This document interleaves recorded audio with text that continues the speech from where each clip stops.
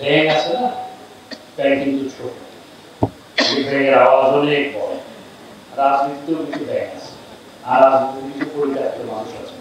রাজনীতিত কিছু ব্যাঙ আর পরিত্যক্ত কিছু মানুষ আছে যারার আওয়াজ সাইজ উত্তনো খুব বেশি বড় হয়, টেলিভিশনের মাইক্রোফোন ফেলে তো আর হতাই নাই। Bangladesh red crescent society Chattogram জেলা রেড ক্রিসেন্ট নতুন কার্যকরী কমিটির অভিষেক অনুষ্ঠানত এরিমে মন্তব্য করছি পররাষ্ট্রমন্ত্রী ডক্টর হাসান মাহমুদ এমপি। রাজনীতিতে কিছু পরিত্যক্ত মানুষ আছে, তারা অনেক দল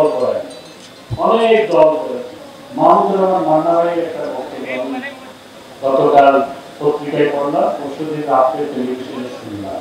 মান্না ভাই মাশাআল্লাহ এই পর্যন্ত 7টি দল বদল করেছেন, মাত্র 7টি দল বদল করেছেন। এখন কি গণতন্ত্র মঞ্চ, এখান থেকে কখন পালিয়ে যায় সেটি বলা যায় না। ব্যাঙ আছে না, ব্যাঙ কিন্তু ছোট, ব্যাঙের আওয়াজ অনেক বড়। রাজনীতিতেও কিছু ব্যাঙ আছে, আর রাজনীতিতে কিছু পরিত্যক্ত মানুষ আছে যারা সব দল করে, ঘুরে ঘুরে দল করে, আর ব্যাঙের মতো আওয়াজ করে। দল ছোট, যখন সমাবেশ করে তাদের মানুষ থাকে 20 জন 30 জন, সাংবাদিক থাকে 50 জন, এই নিয়ে তাদের সমাবেশ হয়, কিন্তু দল অনেক বড়। ভোটে দাঁড়ালে একজন ভোটে দাঁড়িয়েছিল, ঢাকা সিটি কর্পোরেশনে ভোটে দাঁড়িয়েছিল একজন, আমি নাম বলে খাটো করতে চাই না, ভোটে দাঁড়িয়েছিল 2000 পূর্ণ করতে পারে না। ভোটের আপনার প্রাপ্ত ভোট 2000 পূর্ণ করতে পারে না, কিন্তু আওয়াজ অনেক বড়। মের 11 তারিখ Bangladesh red crescent society Chattogram জেলা ইউনিটির আয়োজনত উক্ত জেলা ইউনিটির নবনির্বাচিত কার্যনির্বাহী পরিষদের অভিষেক ও বাংলাদেশ রেড ক্রিসেন্ট সোসাইটির ব্যবস্থাপনা পরিষদের সংবর্ধনা অনুষ্ঠান ও রেড ক্রস রেড ক্রিসেন্ট মাঠ প্রাঙ্গণত সকাল 10টায় অনুষ্ঠিত হয়। উক্ত অনুষ্ঠানত জেলা রেড ক্রিসেন্ট ইউনিটের চেয়ারম্যান ও জেলা পরিষদ চট্টগ্রামের চেয়ারম্যান এটিএম পিয়ারুল ইসলামের সভাপতিত্বে প্রধান অতিথি হিসেবে উপস্থিত আছেন গণপ্রজাতন্ত্রী বাংলাদেশ সরকারের পররাষ্ট্রমন্ত্রী ডক্টর হাসান মাহমুদ এমপি। সংবর্ধিত অতিথি হিসেবে উপস্থিত আছেন বাংলাদেশ রেড ক্রিসেন্ট সোসাইটির নবনিযুক্ত চেয়ারম্যান অধ্যাপক ডাক্তার MU কবির চৌধুরী। সম্মানিত অতিথি হিসেবে উপস্থিত আছেন বাংলাদেশ রেড ক্রিসেন্ট সোসাইটির vice chairman Lutfur Rahman Chowdhury Helal, treasurer MA সালাম সহ আরো বোধকে। আমরা মধ্যমেয়াদী প্রকল্প হাতে নিয়েছি, ডায়ালিসিস সেন্টার এবং চক্ষু হসপিটাল আমরা চালু করতে চাচ্ছি। এটি একটি জেনারেল হসপিটালে আমরা রূপান্তর করব। এই জায়গায় আমরা 16 তলা বিশিষ্ট ভবন করব।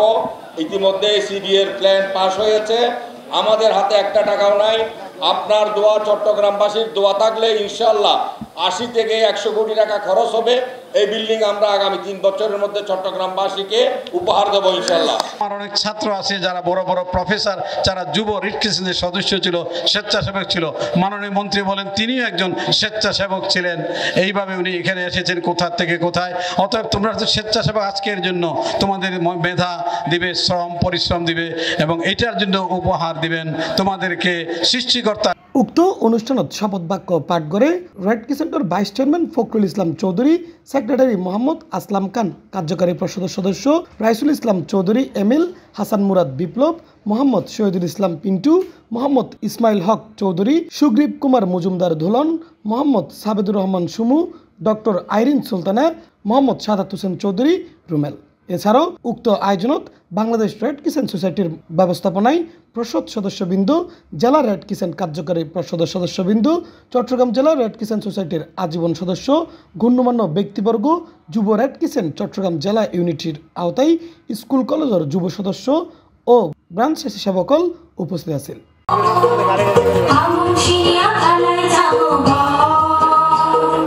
C+ চট্টগ্রাম।